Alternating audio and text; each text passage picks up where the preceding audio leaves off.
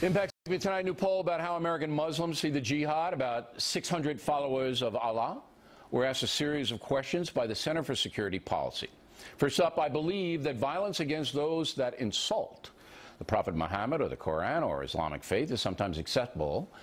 29% say yes, it's acceptable sometimes. 61% disagree with that. 2, violence against Americans here in the USA can be justified as part of the global jihad. 25% agree. 64% disagree. Muslims in America should have the choice of being governed according to Sharia. 51% agree. 32% disagree. Joining us now from Portland, Oregon, Harris Zafar, spokesman for the Ahmadiyya Muslim community there. And from Phoenix, Dr. Zuhdi Jasser, president of the American Islamic Forum for Democracy. The one that is a little disturbing, Doctor, we'll begin with you, is the 25% that say, you know, look, if there's a holy war, violence against Americans legitimate. 25% of the 600, that's 150, right? Yeah. That's a little off-putting, is it not? Oh, it is, and I'm so glad this study is getting, and I'm glad you're paying attention to this, because Americans need to understand that the violence is not the problem. That's the tip of the iceberg. And we're learning from this, which is what our organization was founded on back in 2003, that the solution is to separate mosque and state. Sharia is the instrument of the Islamic State. So American Muslim community, as diverse as we are, the adherence, the allegiance to Sharia as a law above states like ours, a secular state that separates church or mosque and state, is very important to understand that that's the tip of the iceberg.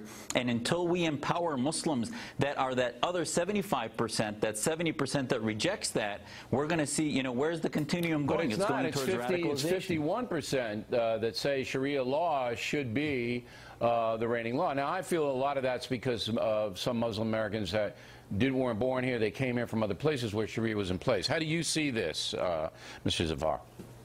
Well, Bill, the way I see this is this survey really underscores the two major points that the Ahmadiyya Muslim community has been advocating for decades. Number one, that although the vast majority of Muslims here in America are peaceful, there's a great need for everyone, Muslims, non-Muslims, and extremists like terrorists and neoconservatives, to understand the true and reconnect the true teachings of Islam. And number two, leadership matters because it influences the people that are the members, which is why it's significant as a case point that the Khalifa, the Caliph, the Khalifa of Islam, His Holiness Mirza Masroor Ahmad, who leads the largest organized body of Muslims in the world, has constantly called for exactly what you're saying, that Sharia is not meant to be an instrument of coercion, yeah, but if 51%, that Islam advocates for free speech. But here's what, look, most people don't understand the Muslim community in America because there's so few Muslims here, and in many parts of the country there aren't any. But if you have 51% of American Muslims saying, you know, we respect Sharia law more than American law, that sends a message that they're not fully assimilated in America, Mr. Zafar.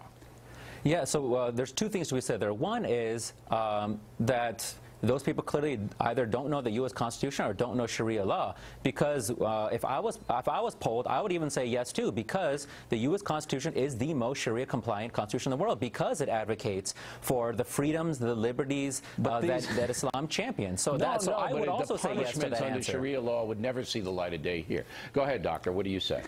But I mean, those apologetics, that denial is the exact problem that this study is trying to change. As long as we focus just on the violence and we say somehow this apologia of the compatibility, this is nonsense. Most of the studies around the world show 90% adherence in states like Egypt and Afghanistan. So therefore, we have to engage the fact that when you have 25% of 3 million, which is hundreds of thousands of Muslims that adhere to this, the Sharia state that pulls and radicalizes Muslims towards ISIS, if we're going to have a strategy that we recommend to our government to counter-radicalize, it has to be not only engaging the violence, but engaging the Shariaization, if you will, of the Islamic State. Let me give Mr. Zafar the last word, to be fair. Go ahead, sir.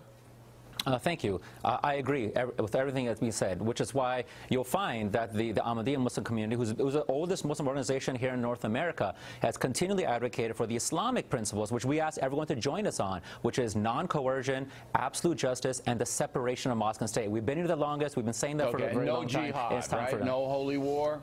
to establish Islam? Absolutely. The founder of our community, the promised Messiah we've been waiting for, said that the jihad by the sword is dead. Now the jihad by the pen reigns. Okay, gentlemen, but you can't talk out of both sides of your mouth, Harris. Okay, we have to but acknowledge the wait. problem. Let's not get into that. He said what he said. We'll let it stand.